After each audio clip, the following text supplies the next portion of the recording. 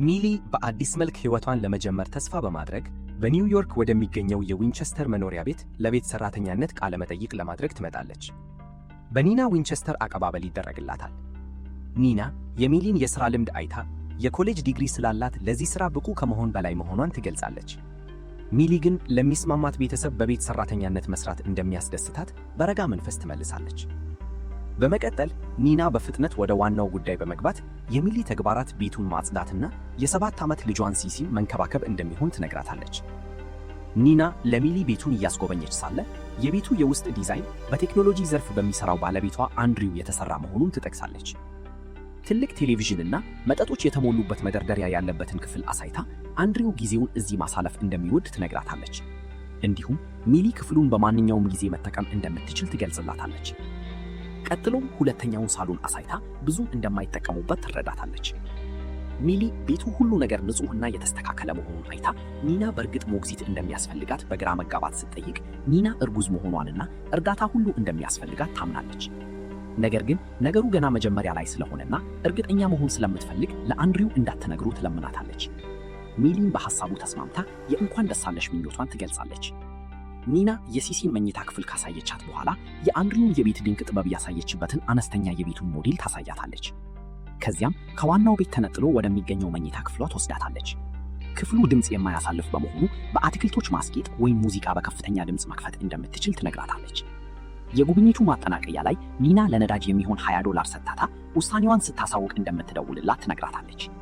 ነገር ግን ሚሊ በሲቪዋ ላይ ያለው ነገር ሁሉ ውሸት ስለሆነ የጀርባ ታሪኳ ሲመርመር ኒና መልሳ እንደማትደውልላት በልቧ ታውቃለች። በሕዝብ መጸዳጃ ቤት ውስጥ ከተስተካከለች በኋላ ወደ መኪናዋ ተመልሳ እዚያው ትተኛለች። በማግስቱ ሚሊ ከኒና ስራውን ማግኘቷን የሚገልጽ ስልክ ደርሷት ምስጋናዋን ታቀርባለች። በዚያው ዕለት ከሰዓት በኋላ ሚሊ ወደ ቤቱ ብትመጣም በሩን የሚከፍትላት አልነበረም። በአቅራቢያው ያለውን ሰው የጌቱን የልፍ ቃል እንደሚያውቅ ስትጠይቅ በሩ በራሱ ይከፈታል። ሚሊ ወደ ውስጥ ስትገባ ቤቱ ሙሉ በሙሉ ተዘበራርቆ ታገኘዋለች። ኒና አቀባበል አድርጋላት የፒቲኤ ንግግሯን ማዘጋጀት ስላለባት ቤቱን ማጽዳት እንዳለባት ትነግራታለች። የባለሙያ ቦርሳዎቿንም ወደ ክፍሏ እንደማስገባላት ትገልጻለች። ሚሊ ቤቱን እንከን የለሽ አድርጋ ታጸዳዋለች። ከጥቂት ጊዜ በኋላ አንድሪው ከሲሲ ጋር ወደ ቤት ይመጣል። ኒና ሚሊን ታስተዋውቃቸዋለች። ከነሱ ጋር እንደምትኖርም ትገልጻለች። አንድሪው መጀመሪያ ላይ ቢያቅማማምም ኒና ሚሊ ትልቅ እርዳታ እንደምትሆን ስታረጋግጥለት አቀባበል ያደርግላታል። ሚሊ ወደ ክፍሏ ስትሄድ የታሸገ ውሃ የተሞላበት ትንሽ ፍሪጅ ትመለከታለች። እንዲሁም በሩ ከውስጥ ሊቆለፍ እንደማይችል መጮለፍ የሚቻለው ከውጭ ብቻ መሆኑን ትረዳለች። መስኮቱን ለመክፈት ስትሞክር ሊንቀሳቀስላት አልቻለም። በዚያ ቅጽበት ኒና እራት ይዛ ወደ ክፍሉ በመግባት መስኮቱ እንደማይከፈት ገልጻ የእጅ ባለሙያው እንዲያስተካክለው እንደምትጠይቅ ቃል ትገባለች። ሚሊ በጉጉት የእጅ ባለሙያው በጓሮ ውስጥ የሚሰራው ሰው እንደሆነ ስትጠይቅ ኒና ራሷን በመነቅነቅ ኤንዞ የጓሮ አትክልተኛ መሆኑን ትገልጻለች። ከዚያም ሚሊ ለክፍሏ ቁልፍ ስትጠይቅ ኒና እየሳቀች በኋላ እንደምታመጣላትና ክፍሉ ቀደም ሲል የአንድሪው የፋይል ማከማቻ እንደነበረ ትነግራታለች። በመቀጠል ኒና አዲስ ስልክ ትሰጣታለች። የቤተሰቡ ክሬዲት ካርድ ከስልኩ ጋር የተያያዘ በመሆኑ ለቤት ውስጥ የሚያስፈልጉ ዕቃዎችንና ግሮሰሪ ለመግዛት እንድትጠቀምበት ትነግራታለች። በማግስቱ ጧት ሚሊ ዘግይታ ትነቃለች። ወደ ታች ስትወርድም ኒና በቁጣ በሳሎን ውስጥ ዕቃዎችን ስትወረውር ትመለከታለች። ሚሊ ምን እንደተፈጠረ ስትጠይቅ ኒና የፒቲኤ ንግግሯን በጠረጴዛው ላይ ትታው አሁን እንደጠፋና ሚሊ እንደጣለችው ትከሰሳታለች። አንድሪው በመግባት የተበሳጨችውን ባለቤቱን ያረጋጋታል። ንግግሩን እንደገና መጻፍ እንድትጀምርና እስከ ማታ ማጠናቀቅ እንዳለባት በማስታወስ እሱ ሲሲን ወደ ትምህርት ቤት እንደሚወስዳት ይነግራታል። ሚሊ የተበታተነውን ማጽዳት ትጀምራለች። አንድሪው በጭንቀት ኒና ሰሞኑን ለምን ይህን ያህል ስሜታዊ እንደሆነች እንደማይረዳት ይገልጻል። ሚሊን ለማገዝ ቢሞክርም እሷ ግን ሁሉንም ነገር በራሷ መውጣት እንደምትችል በትህትና ትነግረዋለች። ሚሊ ቆሻሻውን ወደ ውጭ ስታወጣ ኤንዞን ታየዋለች። እዚህ ምን እያደረገች እንደሆነ ይጠይቃታል። ሌላ ነገር ከመናገሩ በፊት ኒናን አይቶ በለሆስ አስተናግሮ በፍጥነት ይሄዳል። ቆይቶ ሚሊ የዋናው መኝታ ክፍል መጸዳጃ ቤት ስታጸዳ ታብሌት ታገኛለች። ከዚያም ኒና ከበስተጀርባዋ ብቅ ብላ ከሌሎች የፒቲኤ እናቶች ጋር መጣጣም እንዳልቻለች ማውራት ትጀምራለች። በመቀጠልም ሚሊ እራት ማዘጋጀት እንድትጀምር ትነግራታለች። በዚያኑ ምሽት ኒና ስብሰባ ላይ እያለች ሚሊ እራት ታዘጋጃለች። ምግብ ስታቀርብ ሲሲን ጭማቂ እንደምትፈልግ ስትጠይቃት ሲሲ እሺ ትላለች። ነገር ግን ይህኛው ብርጭቆ ቆሻሻ ስለሆነ ሌላ እንድትጠቀም ትነግራታለች። ሚሊ ከዕቃ ማጠቢያው አሁን መውጣቱን ብታስረዳትም ሲሲ አሁንም ለመጠጣት ፈቃደኛ አትሆንም። አንድሪው ሚሊ አብራቸው እንድትበላ ቢጠይቃትም በትህትና እምቢ ትላለች። ወደ ክፍሏ ተመልሳ የሚሊ የአንድሪውን የኢንስታግራም አካውንት ስትመለከት በሩ ይንኳኳ። አንድሪው ካፕኬክ ይዞላት ይመጣል። ሊስማት ሲጠጋ ሚሊ ከህልሟ ትነቃለች። ይህም ህልም ብቻ መሆኑን ትረዳለች። ሚሊ ቁርስ በጠረጴዛው ላይ ስታስቀምጥ ኒና የክፍሏን ቁልፍ ሰጥታት ትናንት ምሽት ከአንድሪውና ከሲሲ ጋር ነገሮች እንዴት እንደነበሩ ትጠይቃታለች። ሚሊ በጥሩ ሁኔታ ማለፉን ትናገራለች። ኒና በትከሻዋ ታንፍሳ አንድሪው የእሷን ምግብ ብዙም እንደማይወድ ነገር ግን ያለምንም ቅሬታ ሁል ጊዜ እንደሚመገበው ታምናለች። ከጥቂት ቀናት በኋላ ቅዳሜ ዕለት ኒና ሚሊን ሲሲን ወደ ባሌት ዳንስ ክፍል እንድትወስዳት ትጠይቃታለች። ሚሊ የእረፍት ቀኗ መሆኑን ብትገልጽም ኒና ግን ሚሊ የፒቲኤ ንግግሯን በመጣሏ ምክንያት የፀጉር ሥራ ቀጠሯን እንዳመለጠች በማንሳት ታማራራለች። ሚሊ ግን አስፈላጊ ስብሰባ ላይ መገኘት እንዳለባት ትከራከራለች። ክርክራቸውን የሰማው አንድሪው ራሱ ሲሲን ወደ ባሌት ክፍል ለመውሰድ ፈቃደኛ ይሆናል። በመቀጠል ሚሊ በቅድመ ሁኔታ ከእስር የተፈታችበትን ሁኔታ የሚከታተለውን ፓሮል ኦፊሰር ታገኛለች። እሱም ስለ አሁኑ አኗኗሯና ስራዋ ይጠይቃታል። ሚሊ የምትኖርበትንና የምትሰራውን ታስረዳለች። መኮንኑ ስራዋን በጥብቅ እንድትይዝ ያስጠነቅቃታል። ስህተት ከሰራች የቀረውን 5 ዓመት እስራት ለመጨረስ ወደ እስር ቤት ልትመለስ እንደምትችል ያሳስባታል። ከስብሰባው በኋላ ሚሊ ከኒና ስልክ ይደርሳታል። እሷም ሲሲን ከባሌት ክፍል እንድትወስዳት ብቻ ትጠይቃታለች። ሚሊ ወደ ዳንስ ስቱዲዮ ስትደርስ ፓትሪስ የተባለች አንዷን የፒቲኤ እናት ታገኛለች። ሚሊ ራሷን አስተዋውቃ ለኒና ዊንቸስተር እንደምትሰራና ሲሲን ለመውሰድ እንደመጣች ትገልጻለች። ነገር ግን ፓትሪስ ሲሲ ከኤማ ጋር ከሳምንት በፊት የተቀጠረ ብላይንድ ዴት እንዳላቸው ትነግራታለች። ሚሊ ግን ኒና ራሷ እንድትወስዳት እንደጠየቀቻት ትከራከራለች። ፓትሪስ ተበሳጭታ ለኒና ስትደውልላት ኒና ሚሊ ሲሲን እንድትወስድ ፈጽሞ እንዳልጠየቀቻት ትክዳለች። ሚሊ ወደ ቤት ስትመለስ ኒና በፓትሪስ ፊት ሁከት በመፍጠሯ ወዲያውኑ ትወቅሳታለች። ለሚሊ ሲሲ ሌሊቱን ሌላ ቦታ እንደምታድር ቀደም ብላ እንደነገረቻት ትገልጻለች። በመቀጠል ሚሊን ከአንድሪው እናት ከኢቭሊን ጋር ታስተዋውቃታለች። ውብ የሆኑ የሸክላ ዕቃዎችን ይዛ እንደመጣችም ትጠቅሳለች። በዚያው ቅጽበት አንድሪው ወደ ቤት ገብቶ እናቱን ሰላም ይላል። በዚያ ምሽት ሚሊ እንቅልፍ ስላልወሰዳት ቴሌቪዥን ለማየት ወደ ታች ትወርዳለች። ከጥቂት ጊዜ በኋላ አንድሪው አብሯት ይሆናል። ሚሊ ይቅርታ ጠይቃ ለመሄድ ስትነሳ እሱ ግን እንድትቆይ ይጠይቃታል። በመጨረሻም ፋሚሊ ፊውድ የተባለውን ፕሮግራም አብረው ያያሉ። ሚሊ ፕሮግራሙን እንደምትወደው ትነገራለች። አንድሪው እሱና ቤተሰቡ በፕሮግራሙ ላይ ቢሳተፉ ኖሮ ሌሎችን ያደኩ እንደነበር በመግለጽ ይቀልዳል። ከዚያም ስለ ሚሊ ቤተሰቦች ይጠይቃታል። እሷም ከነሱ ጋር ብዙም እንደማትገናኝ ታምናለች። አንድሪው ሁኔታውን ለማቃል በመሞከር እሱ ሚሊ፣ ወላጆቹና ኒና በፋሚሊ ፊውድ ላይ የተሻለ ቡድን እንደሚሆኑ ይቀልዳል። ማግለሉን ያስተዋለችው ሚሊ ስለ ኒና ወላጆች ስትጠይቅ አንድሪው የኒና ወላጆች እሷ በልጅነቷ እንደሞቱና ለዚህም ተጠያቂው ማን እንደሆነ ፖሊስ ማወቅ እንዳልቻለ ይገልጻል። ምንም እንኳን ቃጠሎውን ኒና ራሷ እንዳስነሳችው ወሬዎች ቢኖሩ። በዚያ ቅጽበት ኒና ወደ ውስጥ ገብታ አብረው ታገኛቸዋለች። አንድሪው በፍጥነት የጨዋታ ፕሮግራም እያዩ እንደነበር ገልጾ ይቅርታ ጠይቆ ይወጣል። ከዚያም ኒና ሚሊን ከስራ ታባረራታለች። ሚሊ በጭንቀት ሌላ እድል እንድትሰጣት ስትለምን ከጥቂት ጊዜ በኋላ ኒና ተስማማለች። ነገር ግን ከባለቤቷ በፍጹም እንድትርቅ ታስጠነቅቃታለች። በማግስቱ ሚሊ ለፒቲኤ ስብሰባ የሚሆን ምግብ ታዘጋጃለች። ምግብ ስታቀርብ እናቶቹ ስለ ሞግዚቶቻቸው መጥፎ ነገር ሲያወሩ ትሰማለች። ኒና ራሷ ሞግዚት እየፈለገች እንደሆነ ታውጃለች። እናቶቹ ወዲያውኑ ያደንኳታል እና ምን ያህል ጊዜ እንደሆናት ይጠይቋታል። ኒና ግን ታርማቸዋለች። እሷና አንድሪው ልጅ ለመውለድ እየሞከሩ እንደሆነና ወደ የመውለድ እርዳታ ክሊኒክ ለመሄድ እያቀዱ እንደሆነ ትገልጻለች። ከዚያም ስልክ ጥሪ ደርሷት ይቅርታ ጠይቃ ትወጣለች። ኒና እንደወጣች እናቶቹ ስለ እሷ ማማት ይጀምራሉ። ፓትሪስ አንድሪው የኒናን ባህሪ ለመታገስ ምን ያህል ቅዱስ መሆን እንዳለበት ትናገራለች። እንዲሁም ኒና እሱን ስታጋባ ምንም ነገር እንዳልነበራት ትጠቅሳለች። በተጨማሪም ኒና በአንድ ወቅት 9 ወራትን በአእምሮ ሕክምና ክፍል ውስጥ እንዳሳለፈች ይገልጻሉ። በዚያ ምሽት ሚሊ በደፍተሯ ላይ ኒና እርጉዝ ነኝ ብላ በመዋሸቷ እብድ መሆኗን እንደምታምን ትጽፋለች። ድንገት ኒና ወደ ክፍሏ ዘልቃ በመግባት በዚህ ቅዳሜ ሲሲን እንድትጠብቅላት ትጠይቃታለች። እሷና አንድሪው በከተማ ውስጥ ወደ ዶክተር ቀጠሮ ሲሄዱ ሚሊ ትስማማለች። ቅዳሜ ይደርሳል። ኒናና አንድሪው እንደወጡ ሚሊ የመድኃኒት ማስቀመጫውን ስትፈትሽ የኒና መድኃኒት ለሳይኮሲስ በሽታ መሆኑን ትረዳለች። ሚሊ ቆይቶ ለጓደኛዋ ሌክሲ የድምፅ መልእክት በመተው የምታውቀው ክፍት የሥራ ቦታ ካለ ስትጠይቅ ከዚህ ቤት መውጣት እንዳለባት ታምናለች። ሲሲ ንግግሩን ሰምታ ሚሊ የሄደች እንደሆነ ስትጠይቅ ሚሊ እንዳልሆነች አረጋግጣላት ሳንድዊች ማዘጋጀት ትጀምራለች። ዝምታውን ለመስበር ሚሊ ሲሲ በትምህርት ቤት የምትወደው ልጅ እንዳለ ስትጠይቃት ጥያቄው ወዲያውኑ ሲሲን ያበሳጫታል። በመቀጠል ለሚሊ የእሷ ጓደኛ መሆን እንደማያስፈልጋት ትነግራታለች። ሚሊ ግን ስለምትወዳት ጓደኛ መሆን እንዳለባት በለስላሳ ስሜት ትመልስላታለች። ሲሲ ስሜቷ ይለሰልስና በዶላውስ ጨዋታዋ መጫወት ትጀምራለች። ሚሊ ትሮል አሻንጉሊቷን አስተውላ ሲሲን ተወቅሳታለች። እንደገና ወደ ክፍሏ እንዳትገባም ትነግራታለች። ድንገት ኒና ስትጮህ ይሰማሉ። ሚሊ ቆይቶ ኒና ፕሪመቹር ኦቫሪየን ኢንሰፊሸንሲ እንዳለባት ትረዳለች። ይህ ማለት ልጅ መውለድ አትችልም ማለት ነው። አንድሪው ለዓመታት ሲሞክሩ እንደነበር ይጨምራል። ሁልጊዜም ልጅ መውለድ ይፈልግ እንደነበርና ሲሲ የእሱ ባዮሎጂካሊ ልጅ እንዳልሆነች ይገልጻል። በዚያ ምሽት ሚሊ ከፍተኛ ጨዋታና ጨዋታ ትሰማለች። ምን እንደተፈጠረ ለማየት ስትሄድ ኒና በደም የተበከለ የብርጭቆ ስብርባሪ ይዛ ትመለከታለች። አንድሪው በሚያስፈራ ፈገግታ በመጨረሻ የብርጭቆን ስብርባሪ ከእጇ ላይ ወስዶ በሩን ይዘጋዋል። በማግስቱ ጠዋት ኒና ስለ እርግዝናው በመዋሸቷ ሚሊን ይቅርታ ትጠይቃለች። ሚሊ ሰላም ለመፍጠር በመሞከር በትህትና ትፈገጋለች። ኒና ለሚሊ አንዳንድ ልብሶቿን ትሰጣታለች። ሚሊ ብታቅማማም ኒና ስታስገድዳት ትቀበላለች። ከዚያም ኒና ለአንድሪው ካሳ ለመክፈል እዚህ ቅዳሜ 2 የብሮድዌይ BROADWAY ቲኬቶችንና ሆቴል እንድታስይዝላት ሚሊን ትጠይቃታለች። ሲሲ ከጓደኞቿ ጋር እንደምትቆይና ሚሊ የእረፍት ቀን እንደሚኖራት ትጨምራለች። ቆይቶ ሚሊ ሲሲን ከባሌት ክፍል ለመውሰድ ስትሄድ አንዷ እናት ሚሊ ለዊንቼስተር ቤተሰብ የምትሰራው አዲሷ ሰራተኛ እንደሆነችን ትጠይቃታለች። ሚሊ ስታረጋግጥላት ሴትየዋ ሲሲ ብዙ ነገሮችን እንዳሳለፈች በመግለጽ ኒና በአንድ ወቅት ሊያሰጥማት እንደሞከረችና በኋላም በክኒኖች ከመጠን በላይ በመውሰድ ራሷን ለማጥፋት እንደሞከረች ትገልጽላታለች። አንድሪው ሁለቱንም እንዳዳናቸውን ትጨምራለች። ቆይቶ ሚሊ ኤንዞን ስለ ቤተሰቡ ምን እንደሚያውቅ ስትጠይቀው ኒና በቁጣ ጣልቃ በመግባት ሚሊ ለምን የብሮድዌይ ቲኬቶችን እንደገዛች ማወቅ ትፈልጋለች።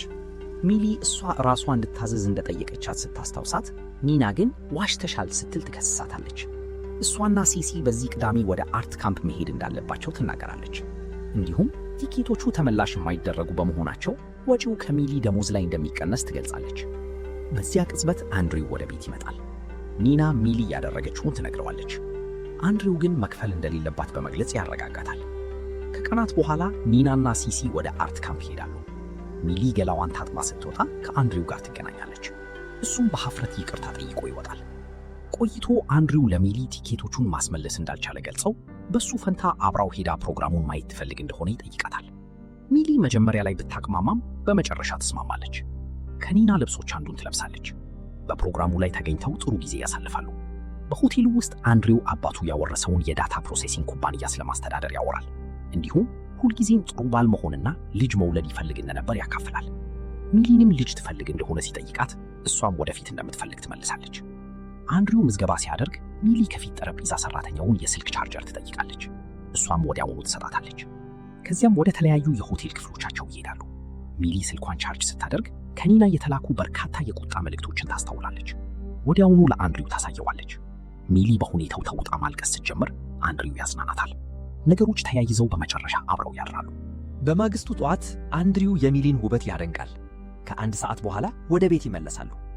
ኒና ገና ወደ ቤት አለመምጣቷን ሲረዱ እፎይታ ያገኛሉ። መሳሳም ይጀምራሉ። ከጥቂት ጊዜ በኋላ ኒና ትገባለች።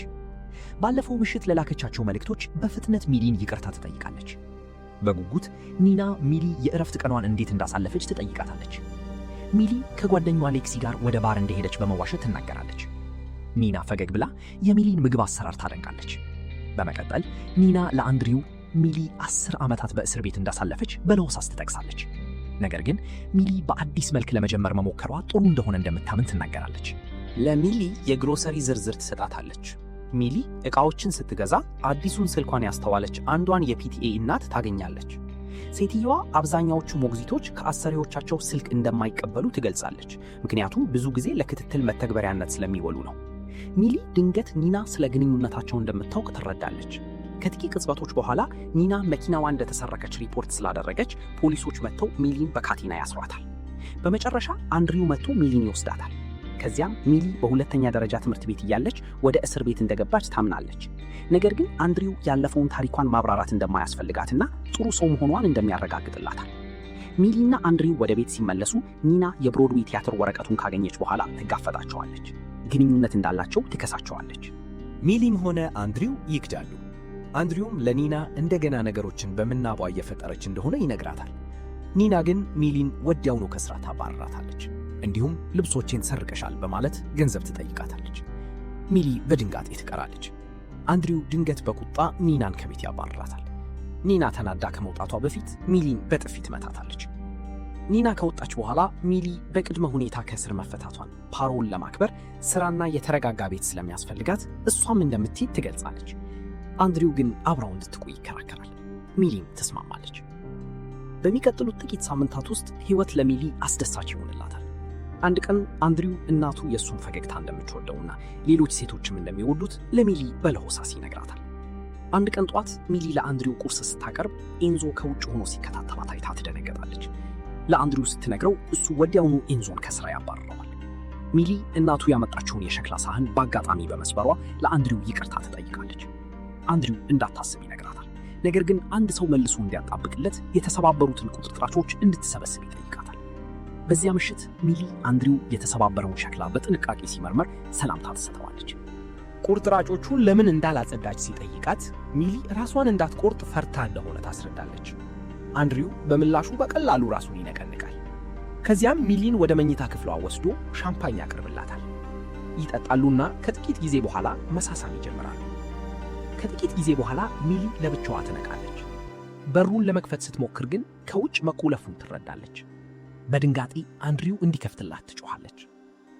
ታሪኩ በመቀጠል ኒና ከቤት ከወጣች ከጥቂት ሳምንታት በፊት ወደ ነበረው ጊዜ ይመለሳል። ኒና በመደናገጥ ፈንታ በመጨረሻ ከአንድሪው ቁጥጥር ስላመለጠች የእፎይታ ስሜት ይሰማታል። አንድሪው ተሳዳቢና ጨቋኝ እንደነበረ እንዲሁም ለዓመታት ኒናን ሲያታልላትና ሲበዘብዛት እንደነበረ ይገለጣል። የኒና የሥነ አእምሮ ጠባሳ ትራውማ የጀመረው 8 ዓመት ሲሆናት ነበር። አንድሪው ለሰዎች ከሚናገረው በተቃራኒ በቤቷ ውስጥ ቃጠሎን ያስነሳችው እሷ አልነበረችም። ኒና በአንድ ወቅት ጠበቃ የመሆን ህልም ነበራት። ነገር ግን ከፕሮፌሰሯ ጋር ፍቅር ይዟት በሲቲ ስታረግዝና እሱ ሁለቱንም ሲክዳቸው ሕይወቷ የተለየ አቅጣጫ ይያዛል። ህልሟን ትታ በሕግ ቢሮ ውስጥ በጸሐፊነት መስራት ትጀምራለች። አንድ ቀን አለቃዋ በሸሚዟ ላይ እድፍ አይቶ ራሷን እንድታጸዳ ይነግራታል። አንድሪው መጀመሪያ ያስተዋላት በዚያን ጊዜ ነበር። ቆይቶ አንድሪው በጠበቃው ስም ይቅርታ ጠይቆ ኒናን ለቀጠሮ ይጠይቃታል። ከ6 ሳምንታት የፍቅር ግንኙነት በኋላ የጋብቻ ጥያቄ ያቀርብላትና ኒና ትቀበላለች። ምንም እንኳን በውስጧ አንድ ስህተት ነገር እንዳለ ቢሰማትም፣ በተለይም የአንድሪው የቀድሞ እጮኛ ካቲ የሰርግ ፍርሃት አድሮባት ሰርጉን እንደሰረዘችው ካወቀች በኋላ የልብ ወለድ ታሪክ ፍጻሜ ያገኘች መስሏት ነበር። አንድ ቀን አንድሪው የኒና የፀጉር ስር ማደጉን አስተውሎ እንድታስተካክለው ያሳስባታል። በማግስቱ አንድሪው ኒና አሁንም ፀጉሯን እንዳላስተካከለች ያስተውላል። ሲሲን በጓደኛዋ ቤት ስታደርስ እንደረሳችው ትነግረዋለች። ከዚያም ፋይሉን እንድታመጣለት ወደ ጣሪያው ክፍል ይሰድባታል። አንዲ ወደ ውስጥ ከገባች በኋላ ይቆልፍባታልና ከራስ ቅሏ ላይ 100 ፀጉሮችን ስርጭታቸው ሳይበላሽ እንድትነቅል ያዛታል። ፀጉር መብት እንደሆነና መጠበቅ እንዳለበት ይነግራታል። ኒና ብታለቅስም ትታዘዛለች። በማግስቱ አንድሪው አንዱን ፀጉር ስላመለጠች እንደገና እንድትጀምር ይነግራታል። ስራውን እንደገና ካጠናቀቀች በኋላ ወደ ሲሲ በፍጥነት ትወርዳለች። ነገር ግን የጠጣችው ውሃ እጽ ድራግድ እንደነበረበት ትረዳለች። ከዚያም አንድሪው ሁኔታውን ኒና ሲሲን ለማሰጠም እንደሞከረች ለማስመሰል ያዘጋጀዋል። ፖሊስ ይመጣል። ኒናም በአይምሮ ሕክምና ተቋም ውስጥ እንድትገባ ይደረጋል። ኒና በመጨረሻ ከእስር ተለቃ ወደ ሲሲ ለመመለስ ስትል ብቻ ስሜቷን ቢያደዘዛትም ጸረ ጭንቀት መድኃኒቶችን ትቀበላለች። ሆኖም አንድሪው ቀድሞውኑ የሲሲን ፍቅር አሸንፎ እንደነበርና እሷም ከሱ ጋር እንደታሰረች ወዲያውኑ ትረዳለች። አንድሪው ራሱን ለዓለም ፍጹም ባል አድርጎ ሲያቀርብ፣ ኒናን ግን ያልተረጋጋች አድርጎ ያሳያታል። በመጨረሻም አንድሪው የራሱን ልጆች ይፈልግ ነበር። ነገር ግን ኒና ማህፀን ውስጥ የሚቀመጥ መከላከያ አስገብታ ለዶክተሩ በድብቅ ገንዘብ በመክፈል መካን መሆኗን ለአንድሪው እንዲነግረው ታደርጋለች። ስለዚህ የአንድሪው በደል ይበልጥ ይቀጥላል። ኤንዞ የውሸት ፓስፖርቶችን በማዘጋጀት ኒናና ሲሲ እንዲያመልጡ ለመርዳት ቢሞክርም አንድሪው እቅዱን ይደርስበታል። በመጨረሻ ኒና የአንድሪውን ትልቁን ድክመት ይኸውም የመደነቅ ፍላጎቱን ትረዳለች። እቅድ ማውጣትና እሷን የሚተካ ሰው መፈለግ ትጀምራለች። ሚሊ ለዚህ መስፈርት ፍጹም ተስማሚ ነበረች። ብቸኛ፣ ተጋላጭ እና መዳን የምትፈልግ ልክ አንድሪው የሚስበት አይነት ሴት። ነገር ግን ኒና ሚሊ በነፍስ ግድያ ወንጀል በእስር ባት እንደነበረች ስታውቅ እቅዷ ይቀየራል። ኤንዞ በሚሊ ላይ ክትትል ለማድረግ ይስማማል። ኒናም ከሲሲ ጋር ወደ ካሊፎርኒያ ለመሄድ ትዘጋጃለች። ወደ አሁኑ ጊዜ ስንመለስ አንድሪው ለሚሊ የሰበረችውን የሸክላ ሳህን ሊተካ ማይችል መሆኑን ይነግራታል። ምክንያቱም እሱ ያደገው ከሱ ላይ እየተመገበው ነው። ሚሊ አደጋ መሆኑን ብትከራከርም አንድሪው ግን የቤተሰብ ቅርስ መብት መሆኑን በብርድ ስሜት ያብራራል። ከቁርጥራጮቹ አንዱን በበሩ ስር ሰዶ ለእያንዳንዱ የተሰበረ ቁርጥራጭ 21 ጊዜ በሆዷ ላይ መስመር እንድትቀርጽ ያዛታል። ስህተት ከሰራች እንደገና መጀመር እንዳለባት ያስጠነቅቃታል። ሚሊ ራሷን ለመቁረጥ ስትዘጋጅ የገደለችውን ሰው ወደ እስር ቤት የገባችበትን ምክንያት ታስታውሳለች። እሱ ሀብታም፣ የተከበረና በሌሎች ዘንድ እንደ ቅዱስ የሚታይ ነበረ፣ ልክ እንደ አንድሪው።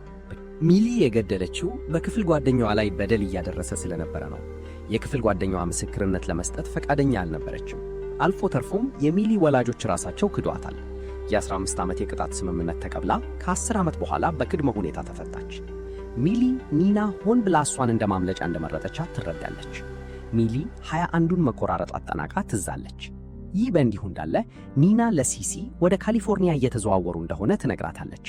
ሲሲ ሚሊን አብረው እንዲወስዷት ብትጠቁም ኒና ግን ሚሊ አሁን ከአንድሪው ጋር መሆኗን ትነግራታለች።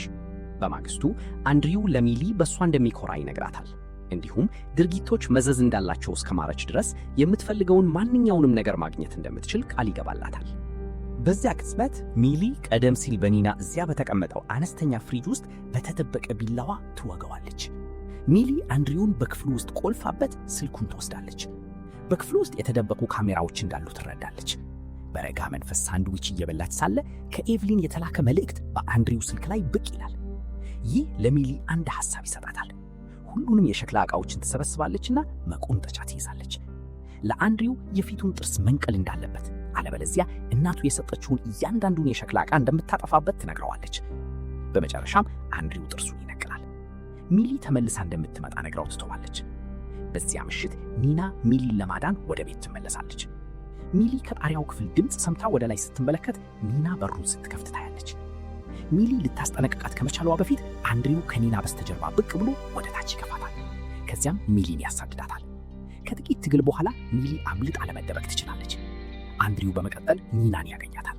ነገሮች ወደ ነበሩበት መመለስ እንደሚችሉ ይነግራታል። በዚያ ቅጽበት ሚሊ ብቅ ብላ አንድሪውን ከደረጃው ላይ ወደ ታች ትገፋዋለች። ኒና በፍጥነት የመብራት አምፑሉን አውልቃ ትጥለዋለች። ለፖሊስ አንድሪው አምፑል ሲቀይር ተንሸራቶ እንደወደቀ እንደምታስረዳ ለሚሊ ትነግራታለች። ሚሊ ፖሊስ ያንን ታሪክ እንደማያምን ብትከራከርም ኒና ግን ለማንኛውም እንድትሮጥ ታበረታታለች። ከመውጣቷ በፊት ሚሊ የአንድሪውን ጥርስ ከሰውነቷ አጠገብ ታስቀምጣለች። ኒና ቆይቶ ለመኮንኑ የፈጠራ ታሪክ ትነግራለች። በዚያ ምሽት ልጇን በአርት ካምፕ አድርሳ ወደ ቤት እንደተመለሰችና ሰራተኛዋ የአንድ ሳምንት እረፍት ላይ እንደነበረች ትገልጻለች። መኮንኑ የአንድሪው አካል ጉዳት በቀላል ውድቀት ሊከሰት እንደማይችል ይጠቅሳል። በመቀጠል አንድሪውን በግል እንደምታውቀው ትገልጻለች። በአንድ ወቅት ከእህቷ ከካቲ ጋር ፍቅር ይዟቸው እንደነበረና እህቷ ከግንኙነታቸው በኋላ በእጅጉ ተጎድታ ሙሉ በሙሉ እንዳልገገመች ትናገራለች። መኮንኑ በመጨረሻ ጉዳዩን እንደ ድንገተኛ አደጋ ውድቅ ታደርገዋለች። ከቀናት በኋላ ከአንድሪው ቀብር በኋላ የፒቲኤ እናቶች ሐዘናቸውን ይገልጻሉ። ኤቭሊን አንድሪው ውብ ፈገግታ እንደነበረው በመጥቀስ ፖሊሶች ከእሷ አጠገብ የጠፋ ጥርስ እንዳገኙ ትናገራለች። ጥርስሽን ካልጠበቅሽ የማግኘት መብትሽን ታጫለሽ ስትል ትጨምራለች። በመቀጠል ኒና ለባለቤቷ ቀብር ልጇን እንዲህ እንድትለብስ እንዴት እንደፈቀደች በማንሳት ትወቅሳታለች። ቆይቶ ኒና ሚሊን ታያታለች። ታመሰግናትና አዲስ ሕይወት እንድትጀምር የተወሰነ ገንዘብ ትሰጣታለች። ሚሊ ቆይቶ በአንድ የቅንጦት መኖሪያ ቤት ውስጥ ለቤት ሰራተኛነት ቃለ መጠይቅ ታደርጋለች። ቃለ መጠይቅ የምታደርግላት ሴት ኒና እንደመከረቻት ለሚሊ ትነግራታለች። ነገር ግን ባለቤቷ ለማስደሰት አስቸጋሪ ሰው መሆኑን ታስጠነቅቃታለች። ሚሊ በረጋ መንፈስ ፈገግ ብላ መቼ መጀመር ይችላለሁ ስትል ትጠይቃለች።